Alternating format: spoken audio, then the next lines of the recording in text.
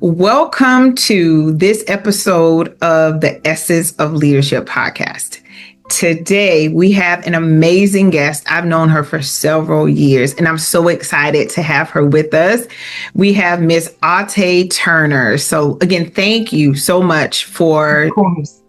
Thank you. I mean, just giving us time. I know you're a busy businesswoman, and my hope is that we can get some insight for our customers or clients, your customers and your clients who are leaders in the retail space. So yeah, thank you for having me. I really appreciate it. You're welcome. So let's dive in, guys. Let me give you some insights on Miss Aht'a Turner. Now, like I said, I know her, but I need to let you guys know who she is and all the amazing things she has done. So, Aht'a is a seasoned retail professional with over 30 years, y'all.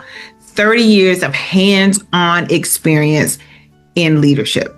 All right. Her retail journey began at the Sonshine Shop.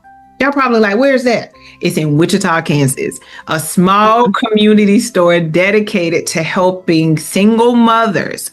From those early days, Aht'a discovered her passion for people, service, and business growth.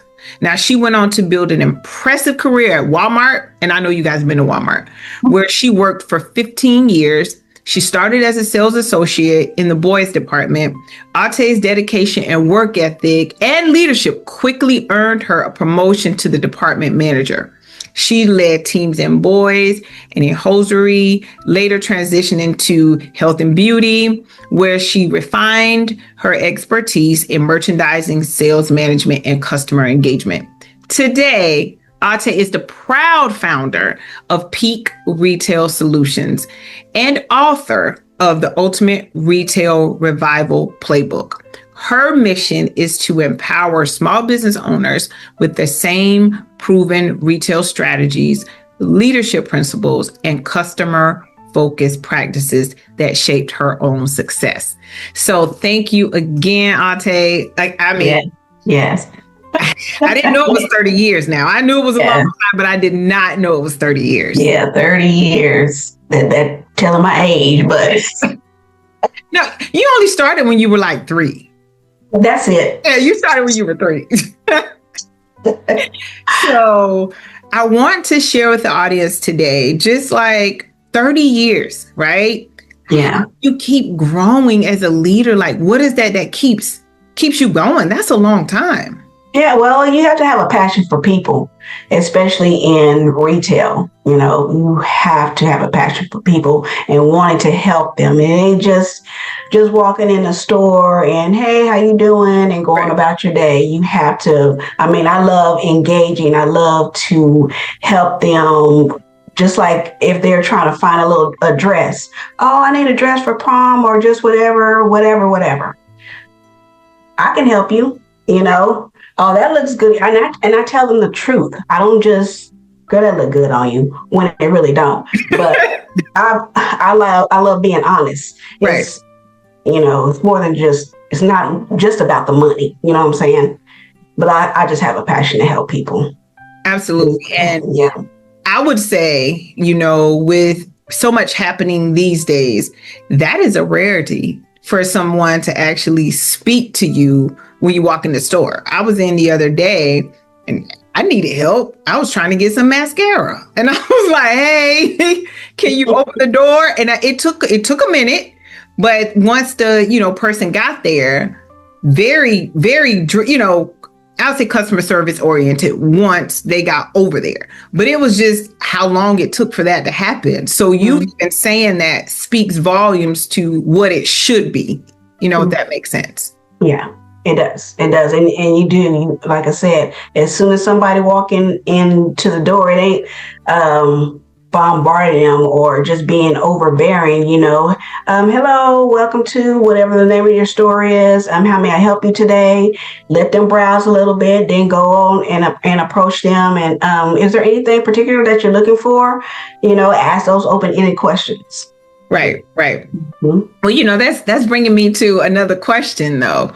So, when you think about, having that talk, right, when someone is recently hired to come work on a staff or a team, I'm calling it a team today. Mm-hmm. Like, what type of leadership skills or development skills are important for those new people, and how can they prepare like for that day when they show up on the floor and they need to address that person who may not have had a good day? Well, it's funny that you said it because I've had staff members that has come in and, haven't, just got in an argument with a family member, boyfriend, or whatever. But I tell them you have to leave that outside. You have to separate the two. I know that's kind of hard, but if you can't get it together, go ahead and step out, come back when you're ready.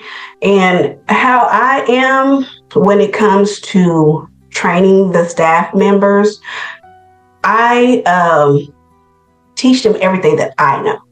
I'm not scared of anybody coming in and taking my job.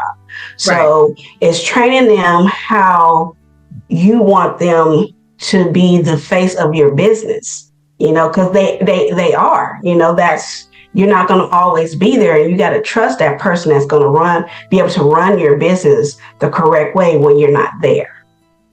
Oh, I tell you, hit the nail on the head there. And just me being in my space in leadership development, a lot of leaders fear that the person underneath them is there to take their job. And you said it perfectly. It's not about taking the job. It's you are representing my business or my department or my project or whatnot, right? And I'll even take a step back and say it's not mine. Maybe I'm the leader on it per se, but we're a team collectively. And the goal is for us to put our best foot forward. And it's so many leaders that I've worked with are I'll say they're information keepers per se, where they don't share those things that could best position that person out of fear that they may one day, take their job. No, you can't be afraid. I mean, that's what they're there for. And you won't keep any, that's where the high turnover comes from. You know what I'm saying? So you just can't be afraid. Right. How important do you think that type of mentorship that, we're talking about right now, mentorship and coaching is for building a strong team?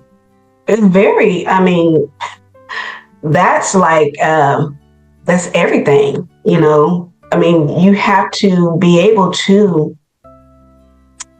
because there's a difference between managing and there's a difference between being a leader. You know what I'm saying? Okay. A leader takes your business to the top. A manager is just to me, is just there. They're just there to to get a paycheck. They're not there to teach and make sure that your staff is growing with you. Right. You know what I'm saying? If that makes sense. No, it does. How I look at a manager is they're task driven. Like, let me check the box. Let me show up. If I'm supposed to be here at 5 and watch this project till 5, I'm watching it. I'm not trying to give anybody any information. I'm not trying to build anybody. It's all about me. And yes, I will supervise, right? But I'm not here to develop. That is such a big difference. And I'm so glad you pointed that out, because some people use those words interchangeably. Right. Yeah, it is, like I said, a big difference. So it's very important to build your team to where you want them to be. Have that vision. Once you have that vision for your business, and then you can teach your staff your vision and get them aligned with it. So it's all about growth. And you're not the only one that's growing, like you mentioned, a team. People is part of your team.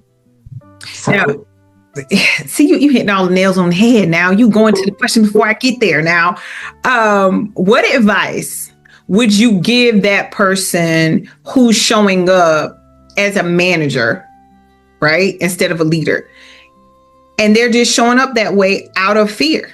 For, especially now, right? With our economy, so many things are shifting all the time. What would you say to that person? Saying, I'm going to show you, it's more about action than just words. So let me go back and it seems like you need more training. So, Did you say so that to training?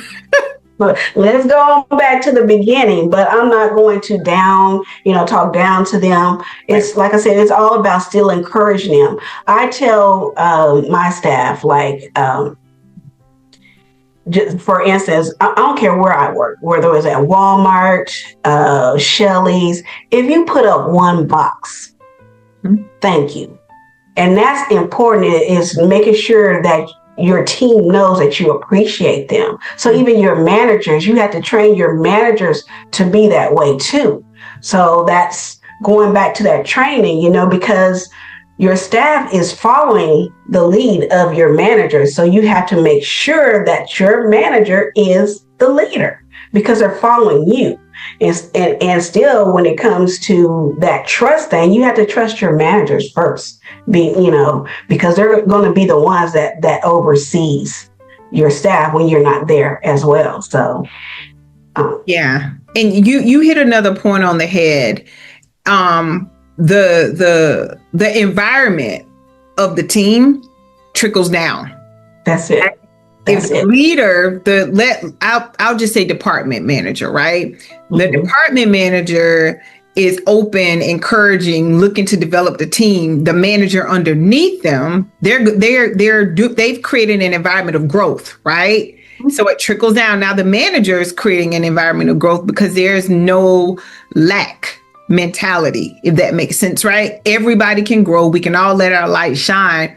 And that's so important, especially in retail with, the customer service and showing up, being a high performer, especially at this time of the year, right? With the holidays approaching, we need that type of service and leadership. That's it. Yeah, most definitely. Now you got me wondering, as we kind of talked about some of the challenges of as you said, you've worked with people who were, dealing with all types of, challenges, personal, some may be professional, depending on who it was, right?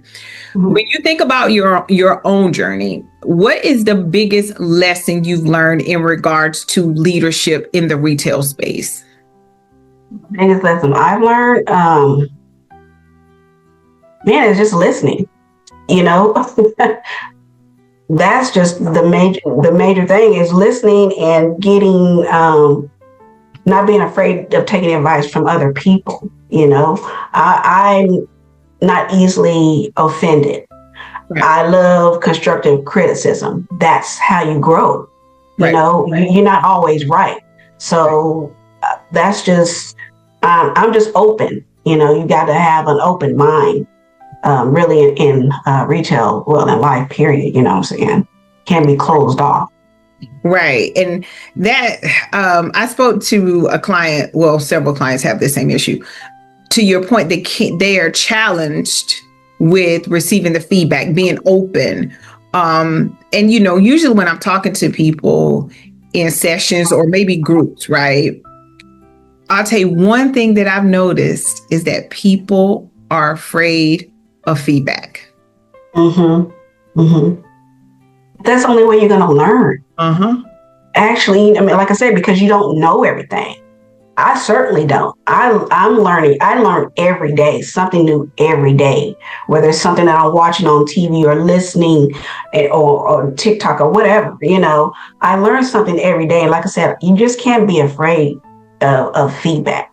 Don't be offended. You just can't be easily offended. People are if you have a mentor such as yourself, they're just there to help you, help you grow. Yeah. Yeah. I you don't know how many webinars I've done on feedback because people are terrified of it. And what I've also learned, and I'm intrigued by your experiences too, and at least what you think. Some managers, let me reframe that. We said we're going with leaders today, right? Leaders are terrified to give feedback. And then you got the employee who's terrified to receive the feedback. Right. I mean, you got to give it anyway. Yeah. And they can take it, it can go in one ear and out the other. At least you gave it to them, Right. And it's up to them, how they receive it, how they take it, and what they're going to do with it. Right. I had a conversation with some leaders recently, and we were talking about feedback that connects, not corrects. Mm. And Okay. to your point, right? We can be open with it. And I think you and I are on the same page. If the leader's here to develop you, they're not here to talk down to you, as you said earlier. They're giving you the feedback that is going to connect with you. And you want more of that because you're like, to get to that, whatever that next level, whatever that may be, I need this growth. But the moment it comes across as I'm talking down, that's when people are most likely turned off. Right. Right. That's it. And I'm not talking, don't talk at anyone, you know what I'm saying? Right. Yeah. Mm-hmm. Connect with, once you connect with somebody, they see that you have their well-being, of course, at the forefront of what you're doing to show up or in whatever capacity that is. People typically will rise to the occasion. That's it. And like I said, you have to have that listening ear. Yeah. That's really important, you know. Yeah.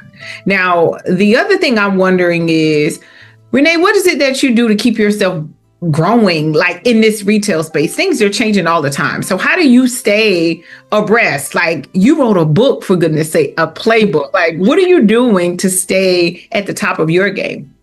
I stay reading, I read, I love to read. So, okay. And listening to other people in the retail industry that know, like I said, more than I do. Right. Like I said, I don't know everything. So, right. But like I said, the reading, read. Same here. I know. I was talking to somebody. I said, my Audible list. Let me know if you need a library over here because I'm constantly consuming information because I want to be the best leader I can be as well. That's it. That's it. Yeah. Now, the other thing I wanted to ask you is, when it comes to things being challenging, right? I don't know any industry that does not come with its challenges. Mm-hmm. How do you go about having so much resilience, like to bounce back from the change? Yeah. Well, I love a challenge. Okay. I love challenge and I love change. So, and I just hit it head on. You just can't be afraid. And if I can't do it, then I know it's not for me.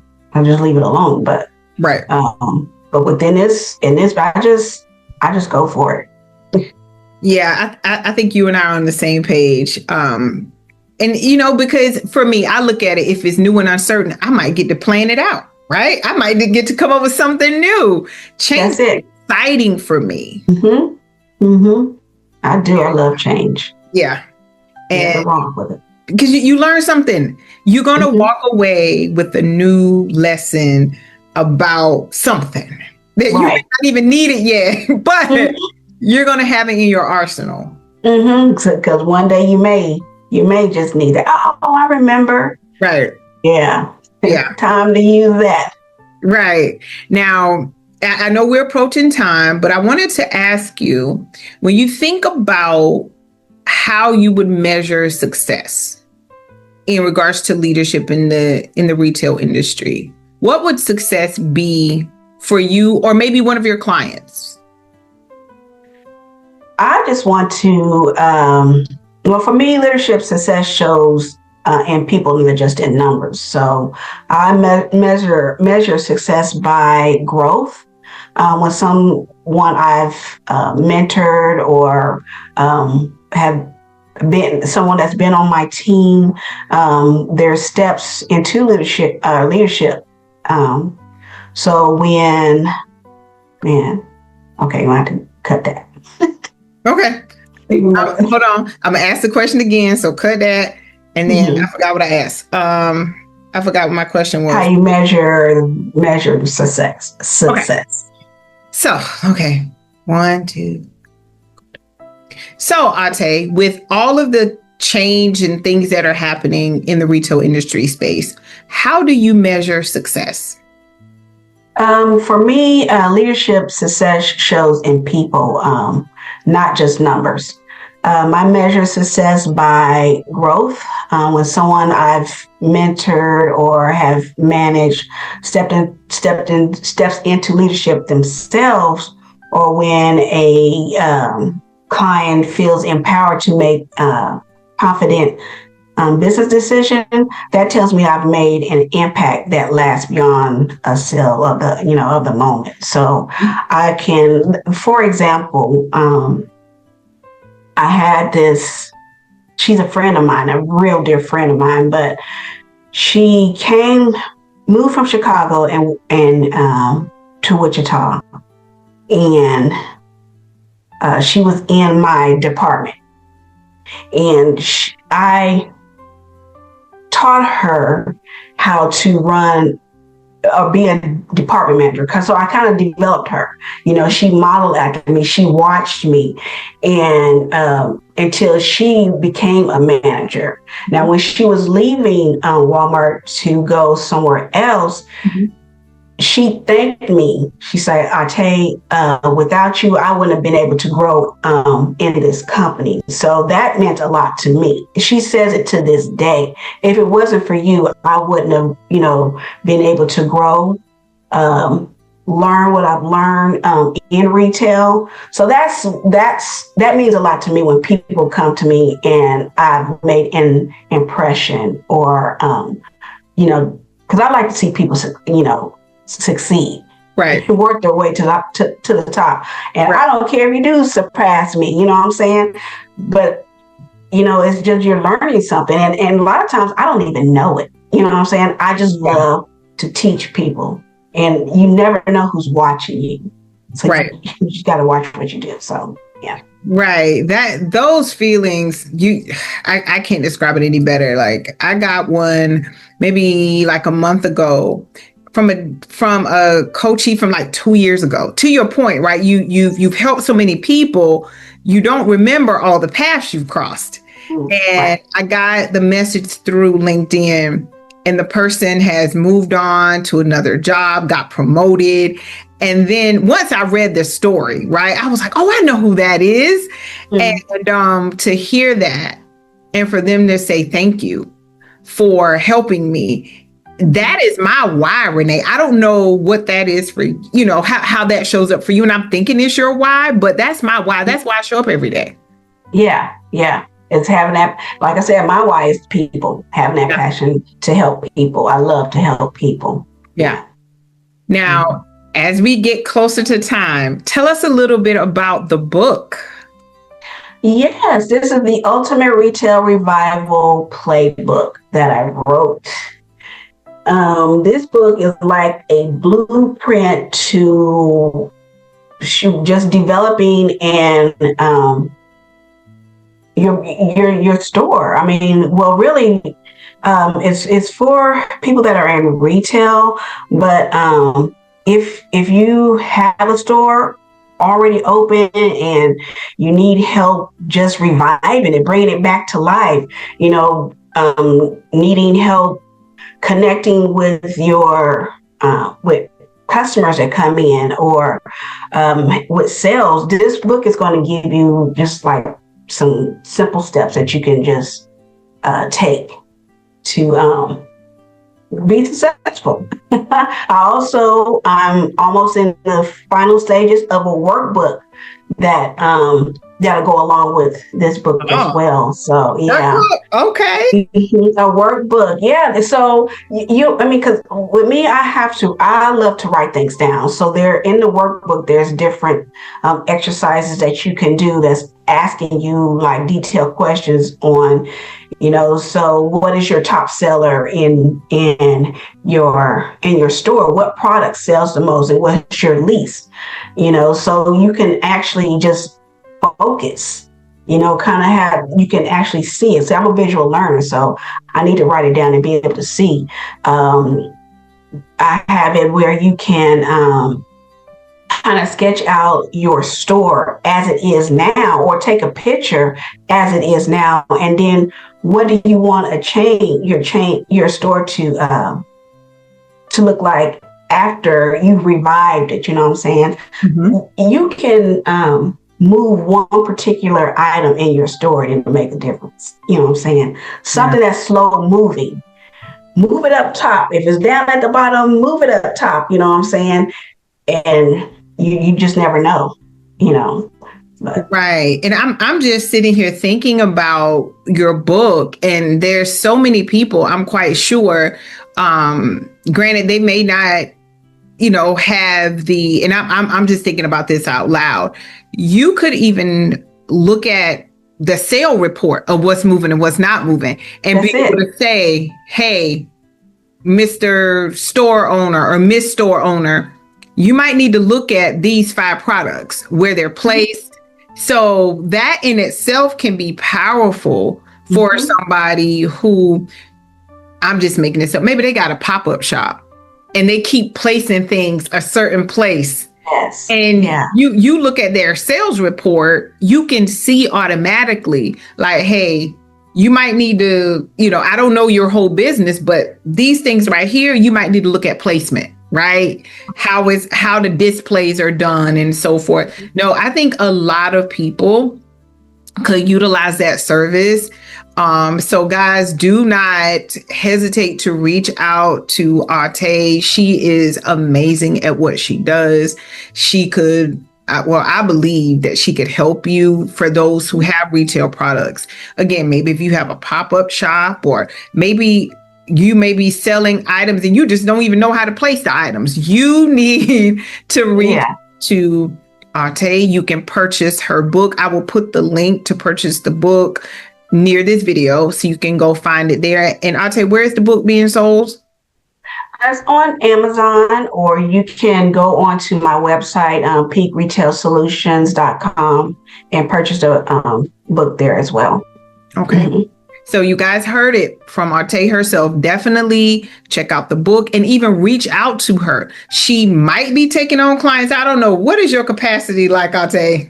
I'm taking on clients. Hey, I'm here to help. That's what I love to do. You know, I'll make the time. I just love to see people win. So I have this promotion going on for the mystery shopper. If you need somebody to come in and just see what the customers see walking into your store, I have that promotion going on. It's starting at $300. Well, I should say that. Let me stop there. Well, I don't know, because we might need to say they need to act at a certain amount of time to get the $300. We don't know if that's going to be available. Okay. We don't know if that part is going to be available, but that's what she got today. Okay. Yeah. So I would say reach out on her website, follow up with her if you have any questions about the Ultimate Retail Revival Playbook. And I'd say, if you don't mind, in closing, could you share your website once more so people can know how to find you? peakretailsolutions.com. I'm also on Facebook. That's the only platform that I'm on right now, but yeah. Okay, well, you're good. I'm not on all the platforms. It's too much. So I'm on one platform too. Mine is LinkedIn. So I mean, I have a Facebook profile, but I never use it really. So we totally understand. No judgment here. But again, we thank you. And it felt so good to catch up, hear about your amazing project, and for my audience to be able to learn something about leadership in the retail space. People think it's different. It's not. Leadership is leadership wherever you go. That's it. That's it. Mm-hmm. And I just thank you for sharing your wisdom with the audience today. And guys, reach out to her, peakretailsolutions.com. Yeah, thank you. All right.